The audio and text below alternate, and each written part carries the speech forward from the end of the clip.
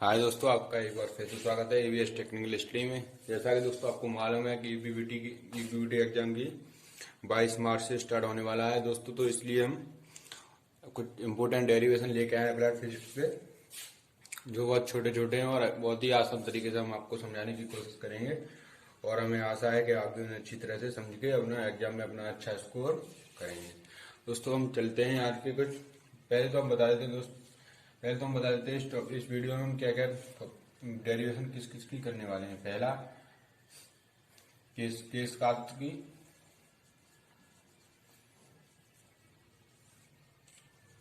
दूसरा कारूरिया प्रमेय,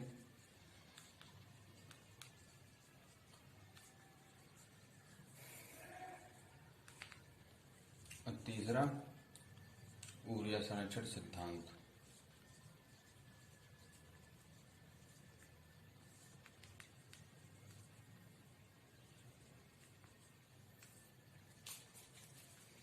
दोस्तों आज के लेक्चर में हम ये 3 डेरिवेशन करने वाले हैं बहुत ही आसान तरीके से, और मुझे आशा है कि आप उतने ही आसान तरीके से समझने की कोशिश करेंगे।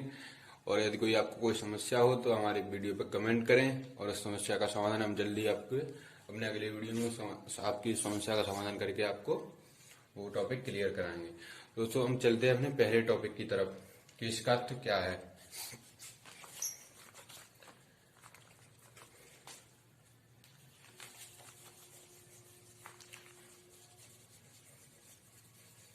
पहले जान लेते हैं क्या होता है किसका।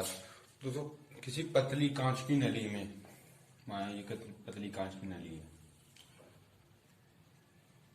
पहले से फिगर की सहायता समझते हैं।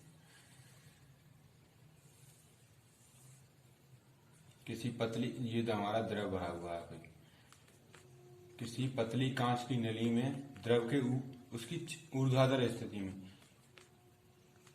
किसी पतली कांच की नली में, किसी पतली कांच की नली में उसकी ऊर्ध्वाधर स्थिति में, अब समझते हैं दोस्तों। ये हमारी कांच की नली है, कांच की नली, ये हमारा द्रव है, ये हमारा द्रव का तल है, द्रव का तल।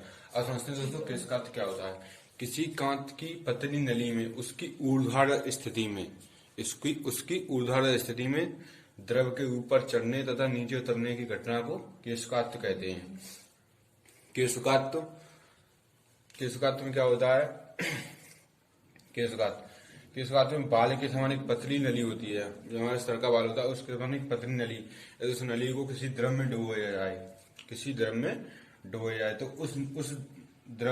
तो उस नली में द्रव ऊपर या तो ऊपर चढ़ेगा या उस नली से नीचे की तरफ उतरेगा। तो उस नली में द्रव के ऊपर चढ़ने तथा नीचे उतरने की घटना को केशकात्त कहते हैं। दोस्तों केशकात्त किन किन जगहों पर होता है दोस्तों। पहला केशकात्त, जो द्रव कांच से चिपकते हैं उनमें केशकात्त, उनमें जो हमारा द्रव है, जो द्रव कांच से चिपकते हैं उनमें द्रव हमारा ऊपर की तरफ चढ़ता है, और जो द्रव कांच से नहीं चिपकते हैं वो नीचे की तरफ उतरते हैं। तो दोस्तों पहला पानी और कांच। दोस्तों पानी कांच से चिपकता है, ये तो आपको सबको मालूम है। तो इसलिए जब हम कांच की छड़ को पानी से भरे हुए बर्तन में डुबोते हैं तो पानी जो हमारा होता है वो कांच की नली में चढ़ने लगता है। ये हमारा पानी, यानी जो द्रव कांच से चिपकते हैं उनमें जो हमारा द्रव, उस केस नली में हमारा द्रव ऊपर की तरफ चढ़ता है, और जो कांच से नहीं चिपकते हैं उनमें हमारा नीचे की तरफ। जो कांच में नहीं चिपकते हैं उसका उदाहरण हमारा पारा, थर्मामीटर। जो दोस्तों थर्मामीटर होता है वो एक केस नली की तरह कार्य करता है। उसमें जो हमारा पारा भरा होता है वो कांच से नहीं चिपकता है, वो आपको जनरली देखा होगा। तो इसलिए जो थर्मामीटर में वो हमारा पारा ऊपर नीचे होता रहता है, वो क्योंकि वो कांच से नहीं चिपकता है। अब दोस्तों देखते हैं हमारा इसका क्या कारण होता है, केशकात्त का कारण क्या है।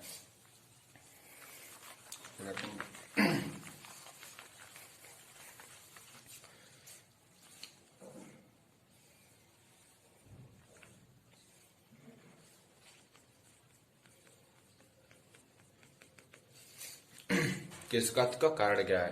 तो दोस्तों केशकात तो यह कारण है कि प्रत्येक जो हमारा प्रत्येक द्रव का तल अपने पृष्ठ तनाव के कारण वो सिकुड़ने का कार्य करता है। अब ये है इसका तल है जो है, इसमें पृष्ठ तनाव लग रहा है, ये सिकुड़ने का कार्य करेगा, यानी अपने क्षेत्रफल कम करने का प्रयास करेगा। ये अपना क्षेत्रफल कम करने का प्रयास करेगा तो इसमें कुछ ना कुछ द्रव भरा हुआ है पहले से, तो ये द्रव इसके श्रेणी में चढ़ना शुरू हो जाएगा पृष्ठ तनाव के कारण।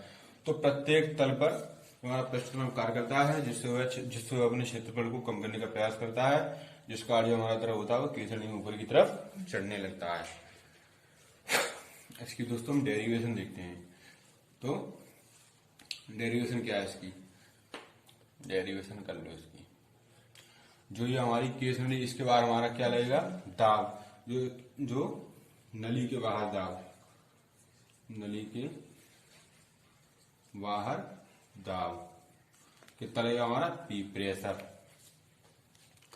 और जो हमारा दोस्तों जो नली के अंदर दाब लगेगा, और जो दोस्तों इस पर पृष्ठ तनाव लगेगा, पृष्ठ तनाव इक्वल टू टी। और जो दोस्तों और इसकी वक्र पृष्ठ होगी, किस नली की? वक्र पृष्ठ की त्रिज्या, वक्र पृष्ठ की त्रिज्या, वक्र पृष्ठ की त्रिज्या कितनी है हमारी? Capital R. अब दोस्तों नली के बाहर हमारा जो दाब हो गया पी हो गया, और जो हमारी वो है केस, जो हमारा इस क्षेत्र पर इस तल पर जो पृष्ठ तनाव लगेगा उसका हमारा पृष्ठ तनाव टी हो गया, और जो केस नली के वक्र पृष्ठ की त्रिज्या हमारी कैपिटल आर हो गई। अब दोस्तों चलते हैं हमने डेरिवेशन की तरफ। दोस्तों जब नली के बाहर पी दाब है तो नली के अंदर स्वाभाविक कुछ ना कुछ कम होगा, तो नली के अंदर का दाब, नली के अंदर का दाब equal to P minus 2t upon R. नली के अंदर का जो दाब होगा हमारा P minus 2t upon are. अब नली के अंदर का दाब हमारा P equal to P minus 2t upon R, यानी बाहरी दाब माइनस इसके क्षेत्रफल का 2 बट्टे वक्र पृष्ठ की त्रिज्या। अब दोस्तों जो हमारी जो है नली के दाब में कमी बराबर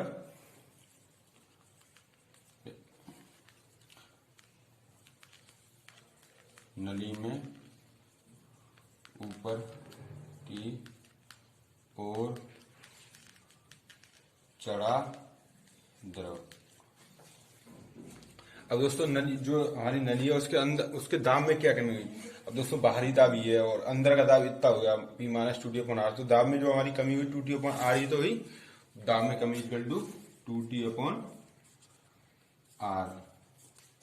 और जो नली में ऊपर की तरफ जो चढ़ने लगेगा वो होगा हमारा बराबर rho g. Question number first से मिटा देते हैं और आगे देखते हैं।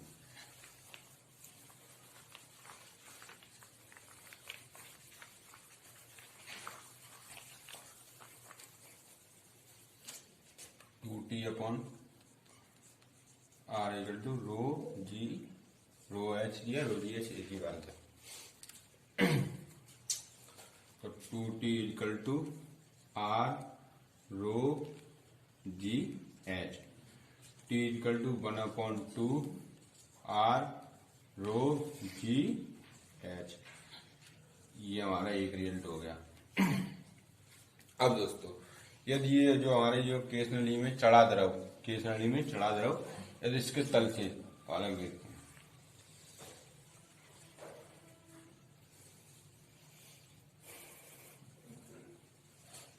हमारा इसके जो द्रव का हमारा तल है, ये द्रव का तल है, इससे थीटा एंगल बनाए।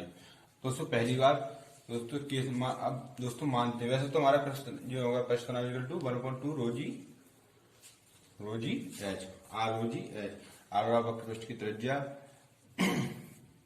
माना केस नली की त्रिज्या आर तथा नली में चढ़ा द्रव चौड़ा द्रव तल से थीटा कोण बनाए तब। अब दोस्तों जो हमारी केस है इसकी त्रिज्या कितनी हो गई,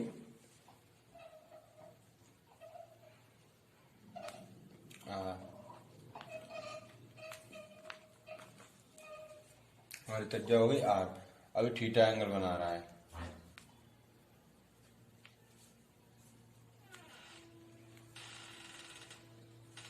ये हमारा थीटा एंगल हो गया आर हो गई, और जो वक्रवृत्त की त्रिज्या कैपिटल आर। अब दोस्तों देखते हैं ये हमारा समकोण त्रिभुज बन गया। तो cos theta equal to capital R upon cos लाल बट्टे कक्का, लाल बट्टे कहेंगे आधार बट्टे कर्ण, आधार बट्टे कर्ण,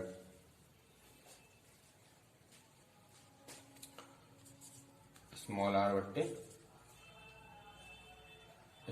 कैपिटल आर। तो capital R equal to R upon cos theta. ये कैसे हुआ, R cos theta equal to R. तो capital R equal to R upon cos theta. Clear. अब दोस्तों ये जो हमारा है इसको हम समीकरण नंबर आर इक्वल टू समीकरण नंबर 1 में रखने पर, आर का मान समीकरण नंबर 1 में रखने पर इसे मिटाते हैं और आगे देखते हैं।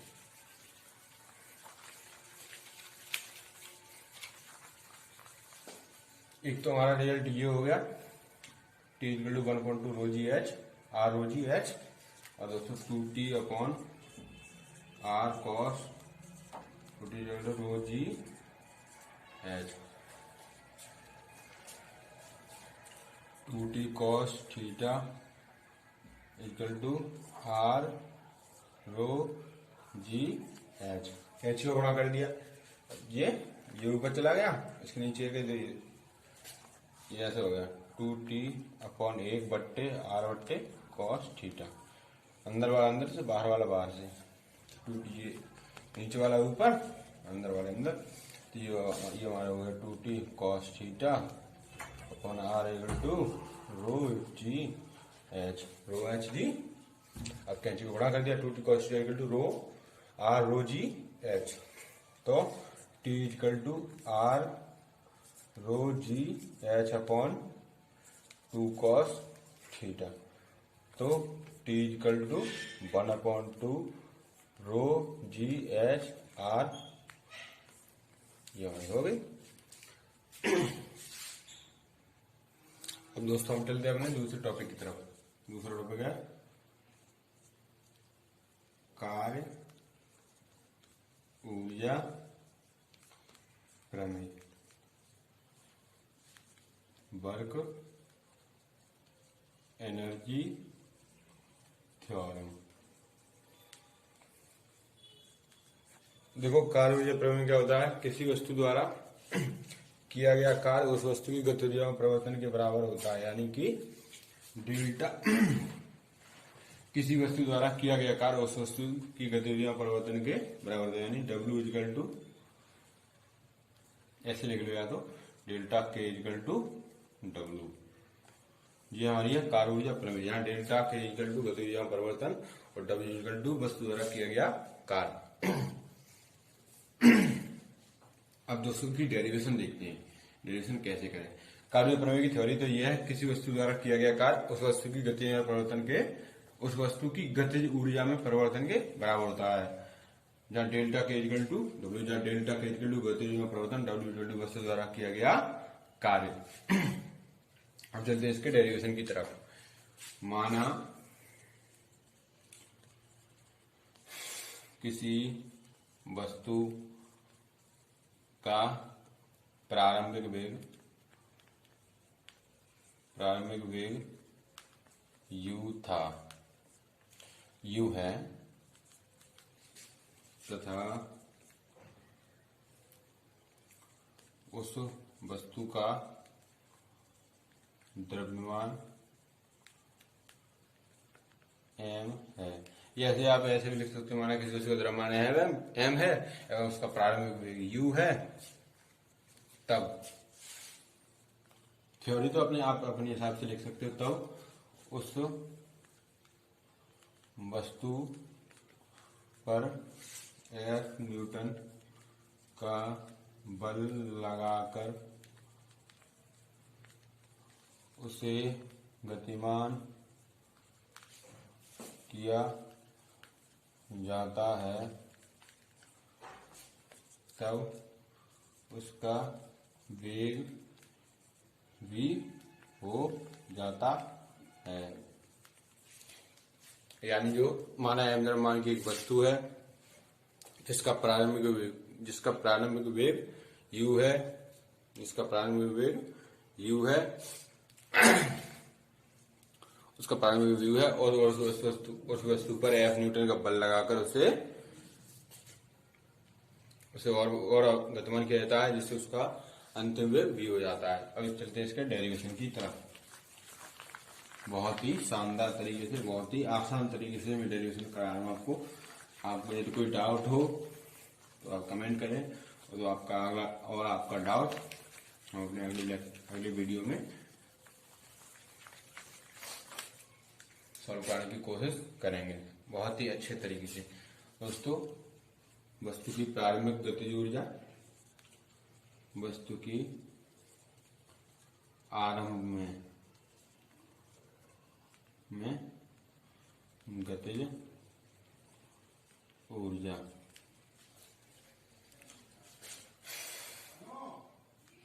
यानी K1 = 1/2 m u square. Equation number 1 प्रारंभिक गतिज ऊर्जा कितनी हो गई, 1/2 mu स्क्वायर। अब दोस्तों, प्रारंभिक गतिज ऊर्जा, ठीक है, प्रारंभिक गतिज ऊर्जा 1/2 mu स्क्वायर हो गई।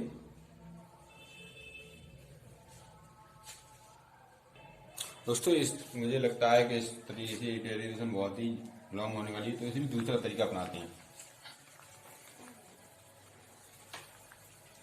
इसे गति के तृतीय समीकरण से करते हैं। v स्क्वायर गति का तृतीय समीकरण क्या होता है, v square = u square plus 2as। तो v square minus u square = 2as, जहां हमारा a क्या है, त्वरण, s = विस्थापन। तो दोस्तों, थ्योरी में लिखाया था कि हमने उस वस्तु पर F न्यूटन का बल लगाया था, तो F = ma और a = F/m।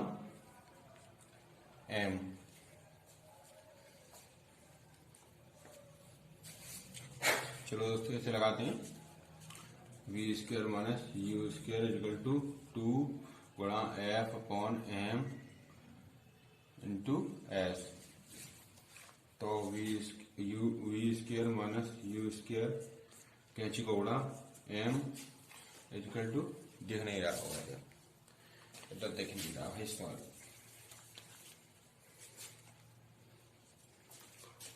तो कैंची का उड़ा कर दिया m, v square minus u square = 2f(s), जो इधर आए 1/2 m v square minus u square = f(s).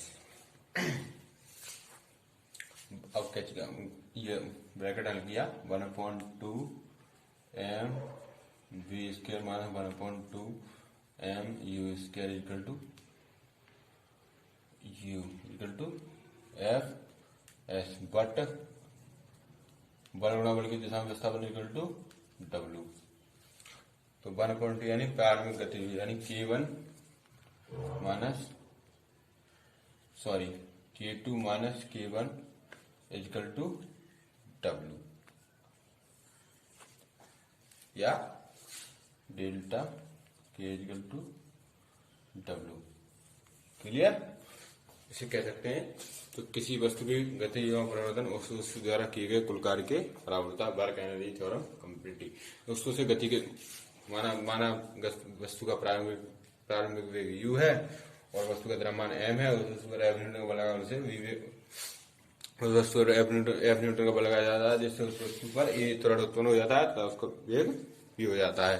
तब गति के तत्तीय समीकरण से v square equal to v square plus 2as v square minus u square minus e square equal to 2as a equal to F1m। तो v square minus u square equal to 2F1m into s, कैच को गुणा कर दिया M we. अब इस दो को नीचे की तरफ लाएंगे तो 1.2 m² 1.2 m square m u square equal to F S. बल की दिशा में विस्थापन इक्वल टू w, काल बराबर बल की दिशा में विस्थापन। तो F S equal to w, तो k2 minus k1 equal to w, यानी delta k equal to w। Work energy theorem complete. अब दोस्तों हम बढ़ते हैं अपने अगले टॉपिक की तरफ। दोस्तों हमारा अगला टॉपिक है ऊर्जा संरक्षण का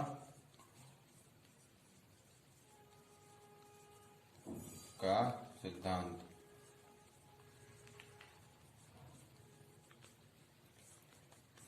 तो ऊर्जा संरक्षण सिद्धांत के अनुसार न तो ऊर्जा को नष्ट किया जा सकता है और न ही उत्पन्न किया जा सकता है। इसे केवल एक रूप से दूसरे रूप में परिवर्तित किया जा सकता है। ऊर्जा संरक्षण का सिद्धांत कहलाता है या k plus E equal to constant, यानी नियत। यानी किसी भी जगह पर समस्त ऊर्जाओं का योग, उस पिंड पर कार्य करने वाली समस्त ऊर्जाओं का योग एक समान रहता है। दोस्तों इसे प्रूव करते हैं। माना, पहले तो देखते हैं, माना एक m द्रव्यमान की वस्तु पृथ्वी तल से, दोस्तों पहले इसकी थ्योरी लिखते नहीं, आप ऐसे ही सुन लीजिए। माना एक m द्रव्यमान की वस्तु पृथ्वी तल से कैपिटल H ऊंचाई पर रखी हुई है, तब उसके समस्त बिंदु पर लगने वाली समस्त ऊर्जाओं का योग एक समान रहता है। चलो देखते हैं। माना ये हमारी कोई वस्तु है, ये हमारा पृथ्वी तल है, इसे मान लेते हैं ए, ये मान लो मध्य बिंदु है हमारा, कुछ भी है, ये हमारा हो गया बी, और ये हो गया हमारा ऊपरी तल जहां हमारी वस्तु रखी है सी। ठीक है, वस्तु की पृथ्वी तल से ऊंचाई कैपिटल H।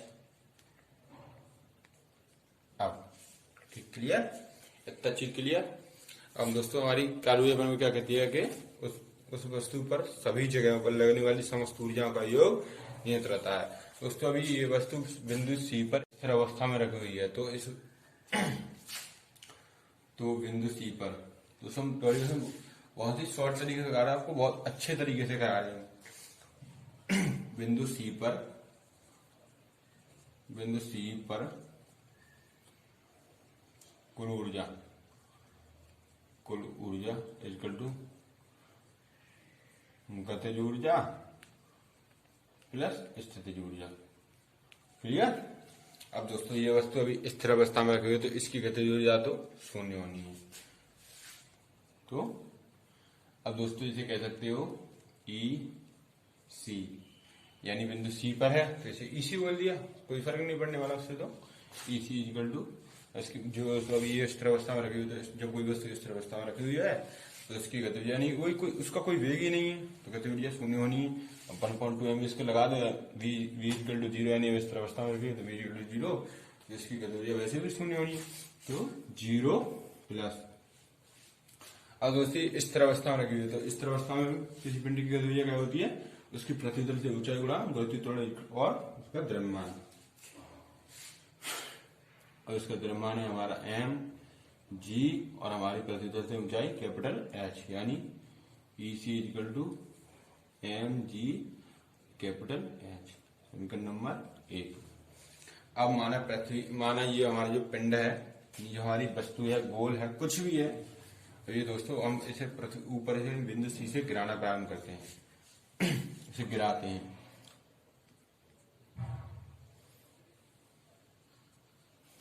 माना हमने बिंदु सी से इसे छोड़ा और ये हमारी जो वस्तु है बिंदु बी पर आकर रुक गई। इस स्थिति में यहाँ पे जो हमारी प्रतिशत से हाइट होगी इसकी कितनी होगी, capital H minus small H. Clear, ये हो गई हमारी।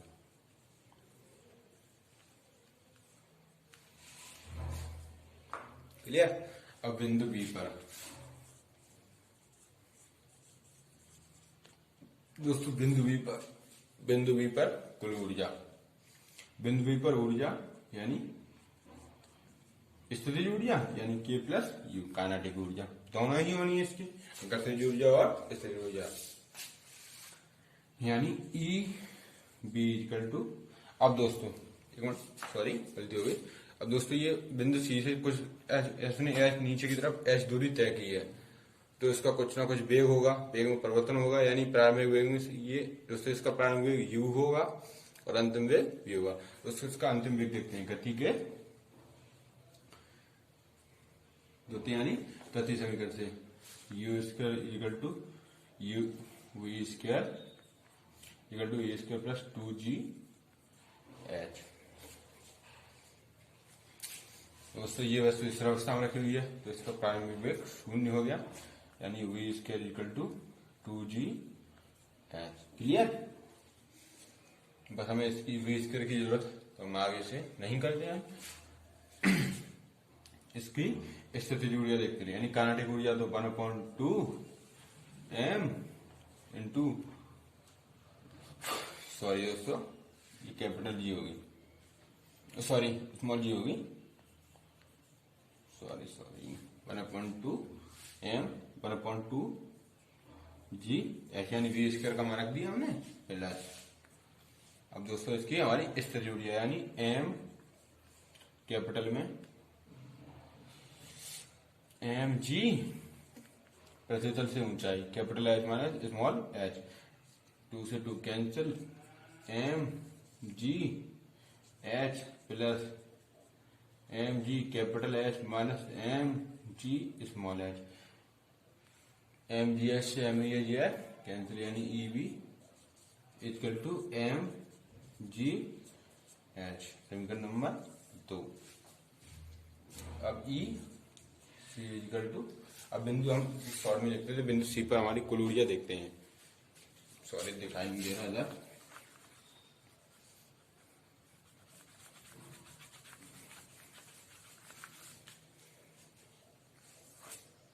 ई सी इक्वल टू हमारा क्या होगा। अब दोस्तों बिंदु सी से इसने एच ऊंचाई तय कर दी, यहाँ पे ई ए, उसका पहले की तरह वेग निकालेंगे, V equal to U square plus 2g capital H, क्योंकि अब इसने बिंदु सी से बिंदु बी तक कैपिटल एच दूरी तय की है, तो V square equal to 2g capital H. Clear. अब दोस्तों बिंदु ए पर कुल ऊर्जा के plus U 1/2 m into 2g H plus. अब दोस्तों ये इस पर गतिज अवस्था, ये दोस्तों बिंदु जो हमारे बिंदु सी से चलकर बिंदु ए पर आई है, गतिज अवस्था में है, तो इसकी जो स्थितिज ऊर्जा है 0 होगी, 0, 2 से 2 कैंसिल, तो sorry M G H E A, समीकरण फर्स्ट, सेकंड एवं थर्ड से E A equal to E B equal to E C. अतः ऊर्जा संरक्षण सिद्धांत हमारा प्रूव हो गया, और ऊर्जा संरक्षण सिद्धांत के अनुसार ऊर्जा को ना तो नष्ट किया सकता और ना ही उत्पन्न किया सकता, इसी को एक दूसरे रूप में परिवर्तित किया जा सकता। तो दोस्तों आज हमने अपने 3 टॉपिक क्लियर कर लिए हैं, और इन तीनों टॉपिक में आपको कोई डाउट हो तो हमारे वीडियो पर कमेंट करें, और दोस्तों आपसे विनती है कि हमारी वीडियो को ज्यादा से ज्यादा लाइक करें, शेयर करें एवं चैनल को सब्सक्राइब करें, और दोस्तों बेल आइकन का घंटा दबा लें, जिससे कि हमारी कोई लेटेस्ट वीडियो आए तो आपके पास सबसे जल्द पहुंचे। दोस्तों आपको वीडियो अच्छा लगे तो आप अपने दोस्तों को शेयर करें, और दोस्तों ज़्यादा से ज़्यादा मेहनत करें, क्योंकि आपका एग्जाम 22 मार्च से होने वाला है। और दोस्तों मैं हर एक दिन आपको 3 डेरिवेशन फिजिक्स की वेरी वेरी इंपॉर्टेंट कराने वाला हूँ, जो आप मेरी वीडियो को देखते चलिए। आप फिजिक्स में गारंटी के साथ 45 प्लस नंबर लेने का ये कराएंगे। तब तक के लिए जय हिंद, जय भारत। मिलते हैं अपनी जल्द वीडियो में, यानी कि कल ही मिलते हैं। तब तक के लिए जय हिंद, जय भारत।